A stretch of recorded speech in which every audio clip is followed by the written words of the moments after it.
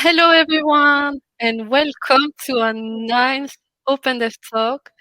Today, we will perform a reality check and show you which use cases can be realized with connected car data in 2023.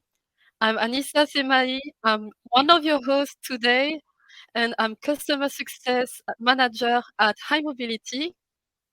And my name is Yannick. I'm managing the business development team at High Mobility. And in a few minutes, our colleagues Katharina and Lukas will join as well to talk about more specific use cases that can already be implemented using in-vehicle telematics data.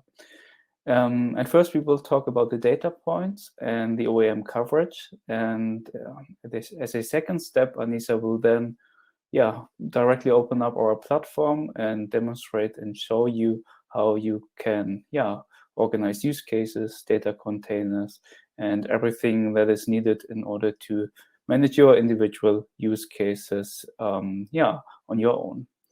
But let's first do a quick recap. Since this is already our ninth version of the Open Dev Talk, we thought it might be a good time to again explain what High Mobility does. So we are an open marketplace for connected car data, and we provide access to the data of at least 15 brands via one single API. And you don't need to add additional hardware to the vehicle because the data is provided directly over the air using built-in connectivity components that have been directly built into the vehicles.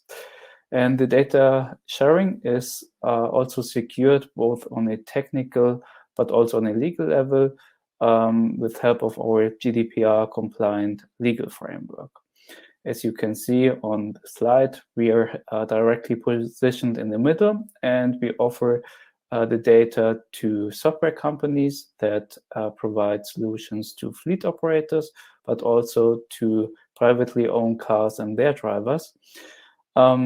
So more data is offered to both segments each year, but since the fleet segment has been the dominant segment for us in the past few years, we will dedicate our today's session to fleet-related purposes only.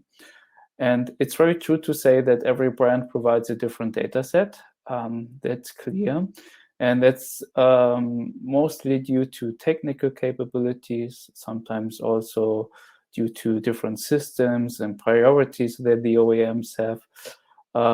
But you can also see that more data points are added each year, essentially each quarter, which will then enable more and more multi-brand use cases.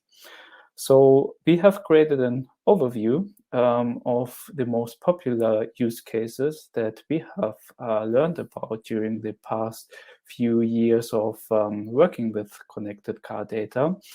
And for each use case that you can see on the left-hand side, we have defined the necessary and most required data points per use case.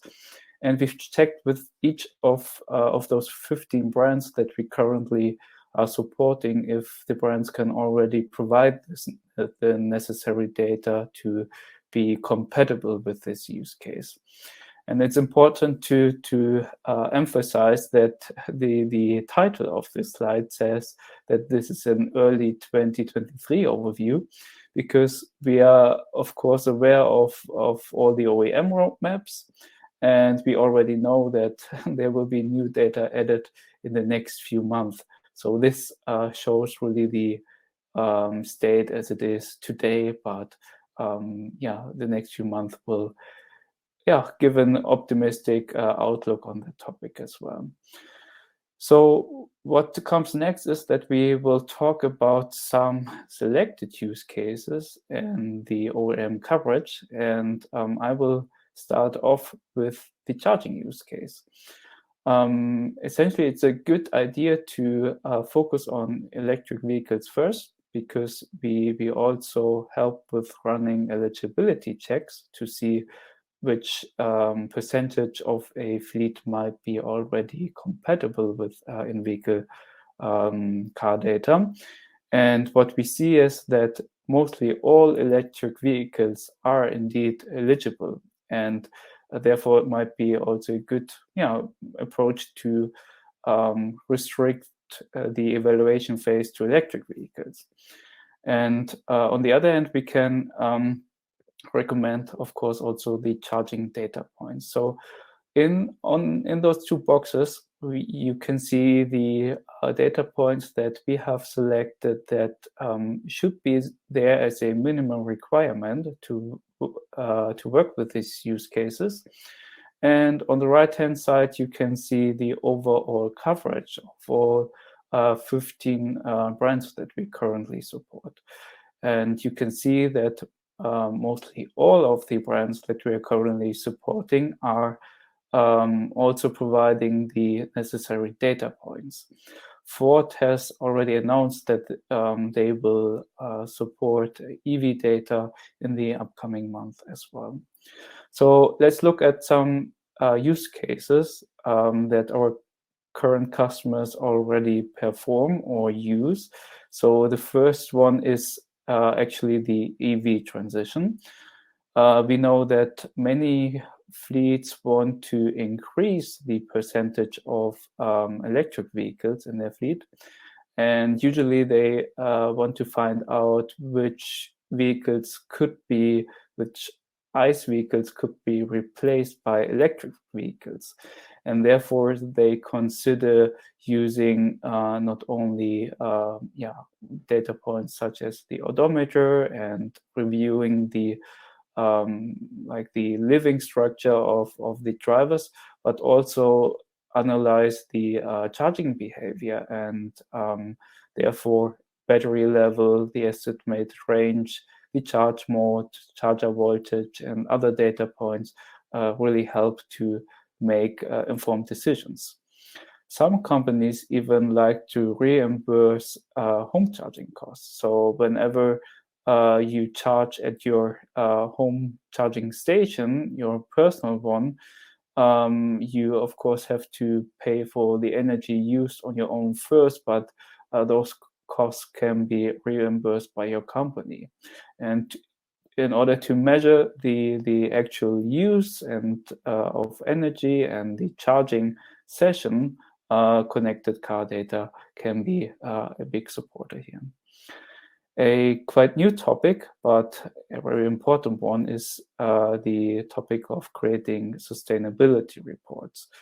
There are few legal discussions and also regulational demands that fleets have to meet in future.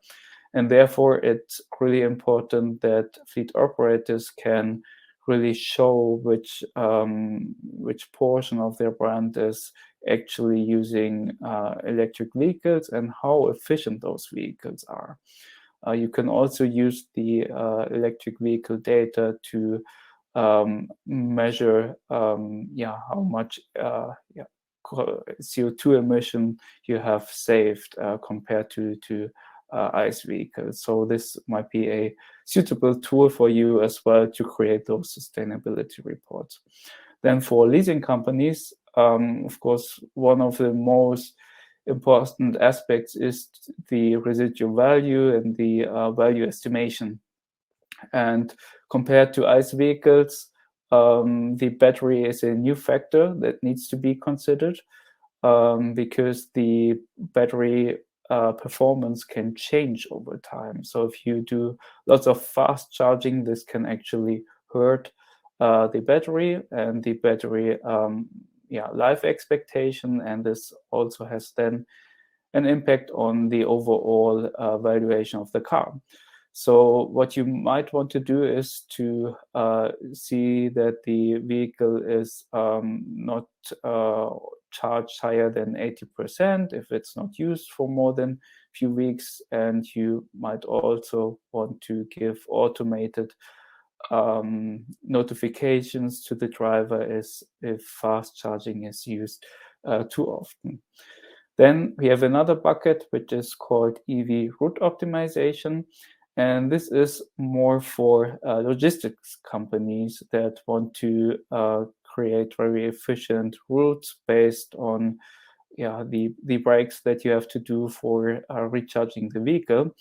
And what can be considered for this use case is a combination of the state of charge, the battery level data, and live vehicle location data to optimize routes when the car is actually driving.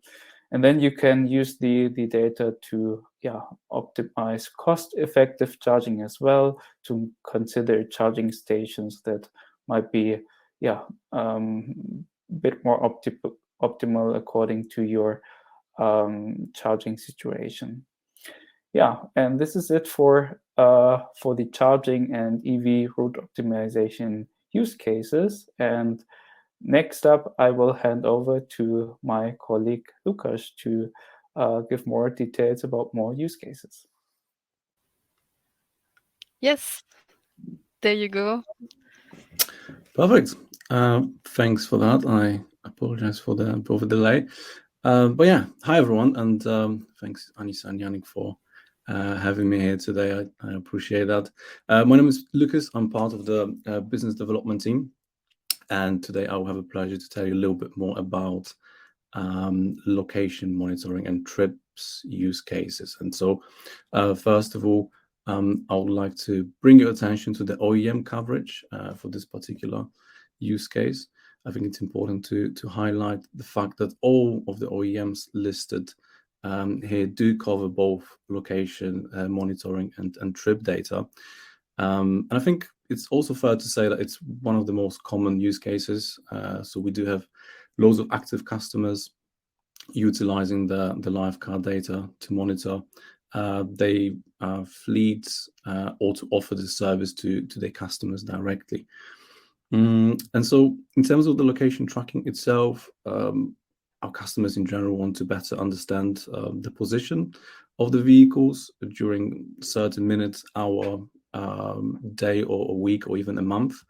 The use case varies from an industry to industry, and for the trips, there's a great deal of companies that want to distinguish a private use from a personal use of vehicles, and in order to do this, they utilize the data points listed under the trips section there. But of course, I think it's more important to focus on the real case scenarios. So I would like to give you some more insights, just like Yannick did in a second as well. So the live tracking, very common when it comes to transport and delivery companies, essentially provides a full transparency in terms of the location of vehicles, and it helps customer requests instantly and accurately provide them with the estimated time of arrival. And when the customer calls up and asks, how long will the particular delivery take when it arrives, our customers can essentially have a full picture of where the vehicle is located, and they can provide a quick answer. So in general, live tracking just provides a smooth operation and just determines where the vehicles are and when they will arrive at the site or to the customer directly. In terms of the geofencing, I think car rental companies are quite eager to have direct access to vehicle location in order to better understand if the driver is, for example, not violating the terms and conditions of the contract. If you rent a particular vehicle and you have a contract with a car rental company, the rental might be restricted to a particular region or a country. So if you get a car in the UK and you're supposed to use it within the UK, of course, if the driver goes ahead and travels to France or across Europe, then the car rental company wants to be aware of that. So another example could be the fact that many capital cities across Europe come up with a certain area or zones where the companies would need to essentially pay for the vehicles to enter those zones. So geofencing is a very good tool to make sure that those companies avoid any sort of high fees or charges in general.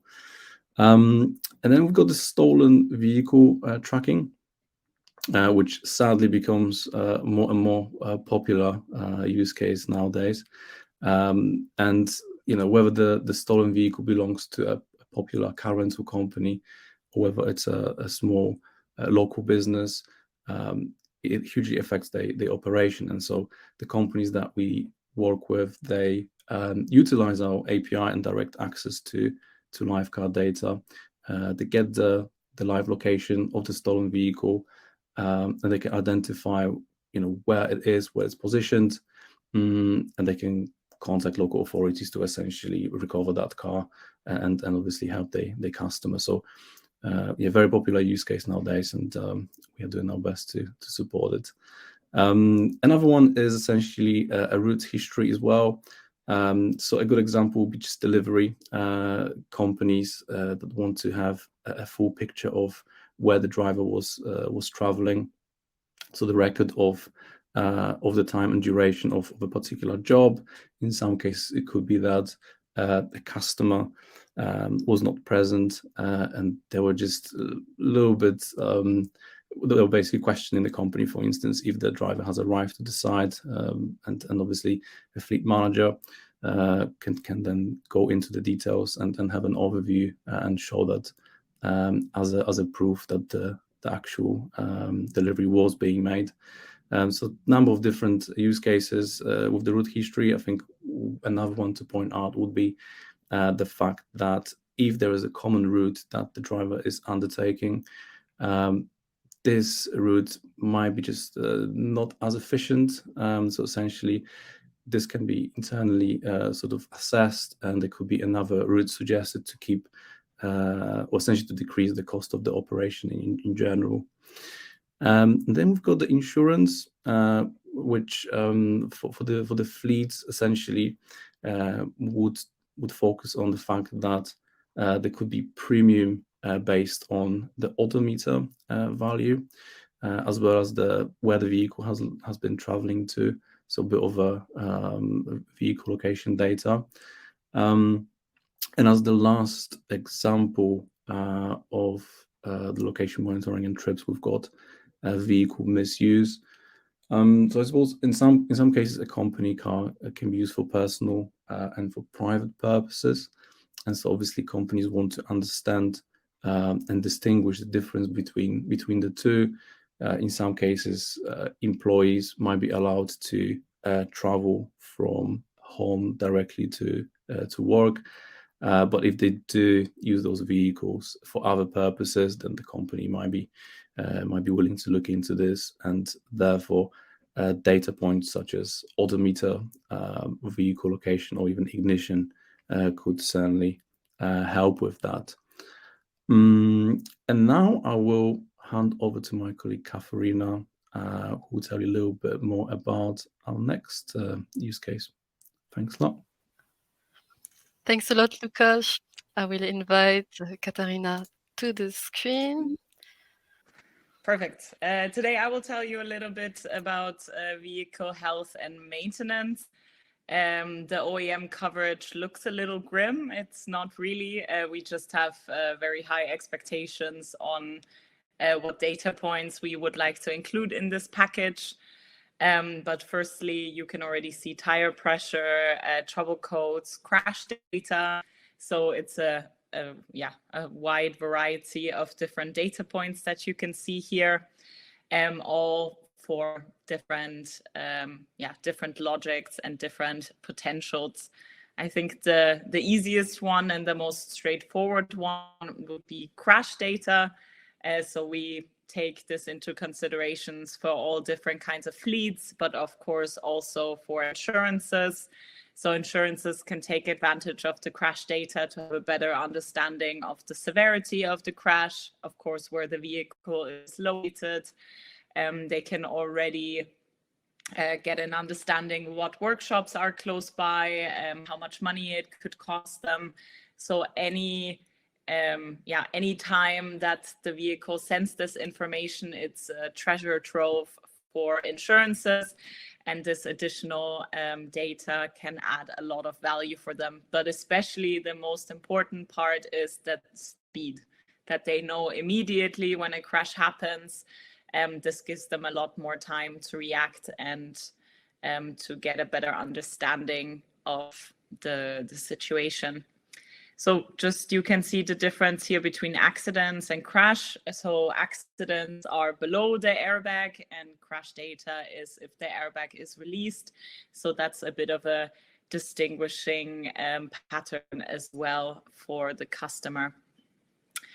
There are many different examples. I'm going to show you an example from an actual customer. So we have here remote diagnostics. Either the trigger point can be that the customer sees that there is a dashboard light and they want to kind of understand what's going on with the vehicle. Of course, it can also be directly from the owner of the fleet. If this is a car subscription, for example, they can already see in their dashboard, oh, something is going on with the vehicle. They can check the API even before the customer contacts support. This is where the vehicle then finds the information. Is there an intervention needed or not? What is the actual issue with the dashboard light? If there's no intervention needed, for example, the washer fluid is low. This is not something severe. This is not something that needs to be taken care of immediately. And that's why there's nothing that the customer needs to do and nothing that the company needs to do. If there's something that can damage the vehicle in the long term or that is dangerous immediately, for example, there are issues with the airbag, the brake fluid is low, there's an intervention needed, then there is a new workflow where the fleet provider or the car subscription provider checks the workshops who specialized in maybe this specific issue, who has parts. It's also an important part to really reduce downtime, and already send the customer to a workshop that has time and has the parts to really reduce any kind of issues that the workshop could run into. And the customer in the end has a very easy ride. They don't even need to know about what's happening in the vehicle. They could just get a text from the fleet manager with an option of different times that they can attend a certain workshop for the issue that they probably didn't even know existed at that point. So that's one way to go. Of course, there are also simpler ways in terms of service management.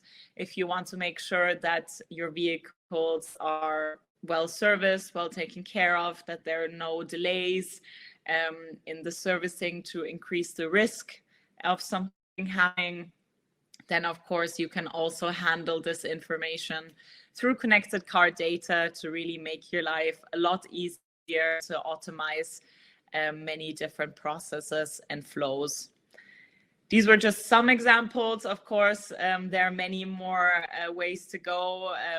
Maintenance data is really popular in remarketing purposes. Of course, in general, fleet management, as I mentioned, for insurances. There are many different directions that you can take advantage of this data. So yeah, if you need any more examples, of course, always welcome to reach out to us for any additional support and help. But otherwise, I will hand back to Anissa and she will land the plane, I would say. Thank you for having me today. Thanks a lot, Katharina. So, next up will be the mileage tracking use case. I will go over rather quick. This use case requires odometer only. The odometer is quite a common data point, and based on it, you can achieve many things. Usually, you can also combine the odometer with the other use case we have seen previously. But as you can see, this data point is available for all the OEM have covered. The odometer is relevant as well as we have seen for the predictive maintenance use case, etc. But only based on this specific data point, we can already cover some very useful use cases we have seen in 2023 one which is quite common, which is also applicable for B2C actually, is the pay-as-you-drive type of product. So only based on the odometer, you are able to track the utilization of your fleet. This utilization tracking is also relevant for any fleet management company, or as well as part of a carpool of cars within a certain company. So you can also track and get a reliable odometer value from your vehicles. So this also is also very relevant on our side. We have a customer who is providing a subscription type of model. So based on the kilometer of the fleet, they are able to make sure that the package, the kilometer package, has been used or maybe has been exceeded by their customers. So this is how they can manage the subscription itself. Also, based on the kilometer, the odometer, you are able to make sure that your car, you can do a value estimation and even create a forecast since you are tracking the kilometer from your vehicle. And since this data is in-vehicle data, the odometer value is very reliable. It's coming from the vehicle directly, and so you can also prevent and identify mileage fraud. So this is also why you can see, based on only one data point, you can already have some powerful insights from your vehicles. So at last, for today, I wanted to show you how to illustrate these different use case, the use case that Yannick, Katharina, and Lukasz presented you, using our platform. And so, in order to access your platform, you will need to go to highmobility.com. This is our sandbox environment, which you might have seen from our previous OpenDev talks. Here, there is no limitation. You are able to create as much use case as you want. You can create what we call, let me choose the right theme. Yes. You are able to create app containers which are based on the use case you want to create on your side. Today, we have presented some of them, some of the common ones we have seen, and I wanted to show you how to create an app container and use a feature that we also have, which is called the preset. So I will start from scratch, creating an app container here. Since we are focused on fleet today, I will choose a fleet type of app container. And so here, the good thing is that my odometer is selected already as standard, so I don't have pretty much to choose it or to handle the data selection here. So, but still, let's have a look into edit permissions. Here you have the possibility to complete the data selection if you need, or to create your own preset. So the preset is quite interesting because you are able to reproduce your data selection into production. So when you are ready and have done your whole testing, you are able to save all of your data selection, the data you want to use with a real vehicle, into production. And so here I will save my data preset. It's quite straightforward. I will name it the use case I want to create now, which is a very easy mileage tracking type of use case. And so here my preset is now done. It is available. As you can see, I already created other presets, which I want to quickly show you today. so you can get inspired from them. And so if I go back and I go now into production, so the live data tab, here I'm able, or you are able to create an app container in production if you want to work with real vehicle. And so here I have want to create a mileage tracking type of use case, and I will use my preset, which I created while testing using the sandbox. And as you can see, I can find the preset that I just created today. So that's a small tip for you to always find and save, let's say, your data selection. Let's go back to our sandbox environment. And so Yannick has presented you the EV charging and route optimization. So here I will have look into more in detail on the data selection. In this case, I included the vehicle location. As you can see here, a small tip is here the category of that data point. So the vehicle location, you will be able to find it in a vehicle location category. So here I have selected the three interesting data points for geolocalization. If you choose or if your customer thinks, in this case, that the vehicle location is a sensitive data, obviously you are able to create an app container including the vehicle location, or you are also able to create another app container, excluding the vehicle location. So you are able to differentiate use cases and the need of your customers. So here it's quite straightforward.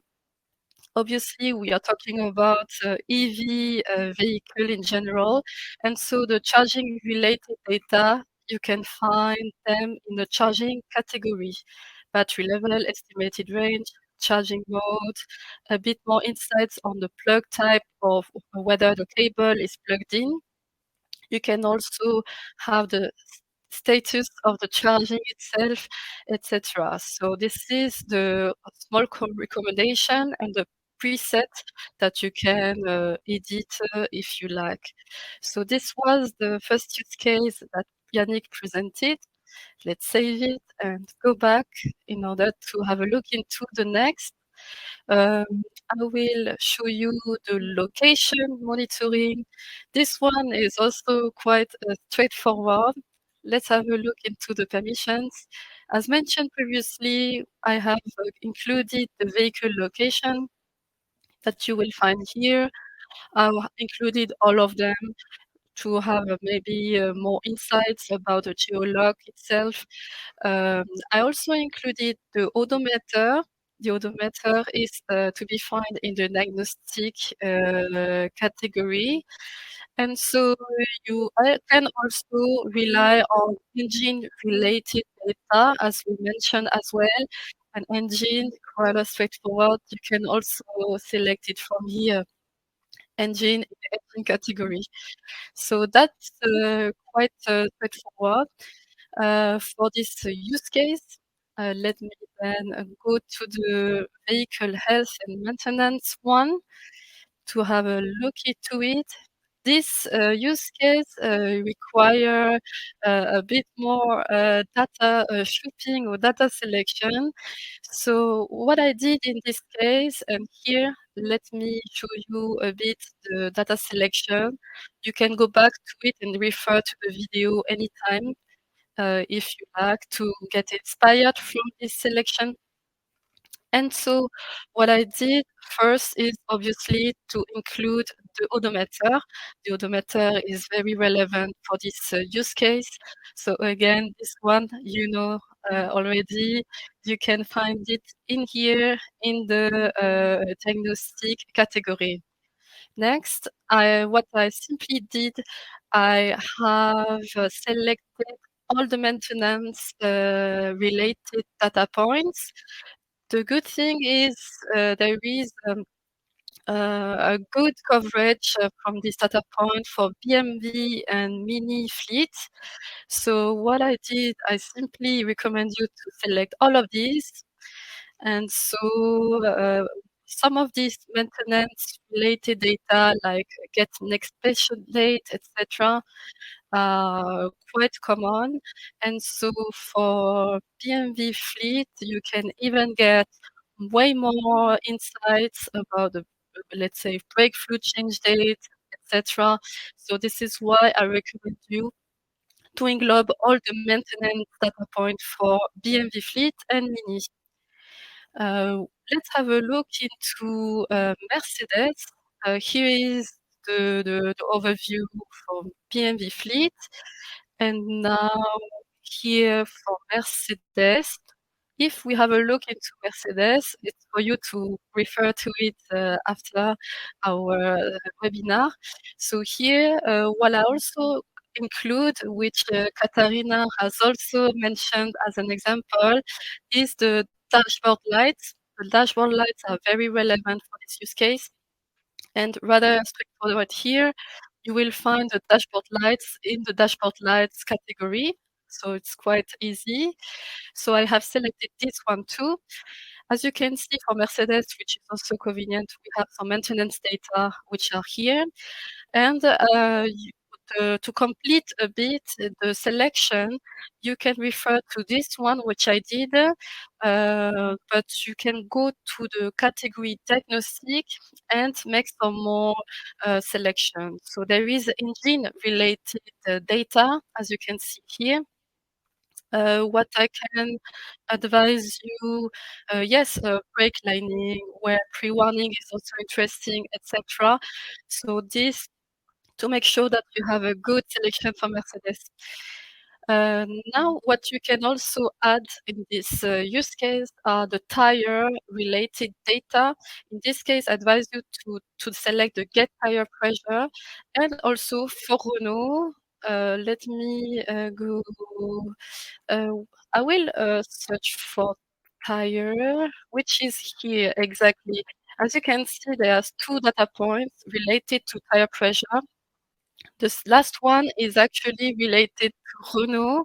So let's have a look into Renault. And as you can see, you have as well here the tire pressure statuses. So for you to not miss it, I advise you to also select it. Do not hesitate to search for keywords if you want to have something specific. Now, two other things I wanted to add, and I will be over with my review are the trouble codes. The trouble codes are also interesting. For example, and this is the occasion to open Ford Fleet, so you can also have a look into that one.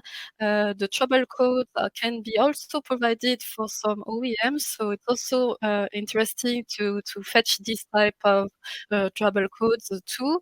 So you can find it here under the tire pressure. And to something that Katharina also mentioned are the crash-related data. So the crash data are also to be found here. It's quite straightforward in the crash category. You can see here that we can get the crash status for Ford, and now it's also the occasion to have a look into a Stellantis brand. Let's choose Citroën. And so here you will see that you can also get crash-related data for this brand. We have selected dashboard lights. We have some maintenance as well, etc. So our selection is quite good at this stage. Obviously, you can always complete with what you would need, but this is pretty much my recommendation for today and for this use case.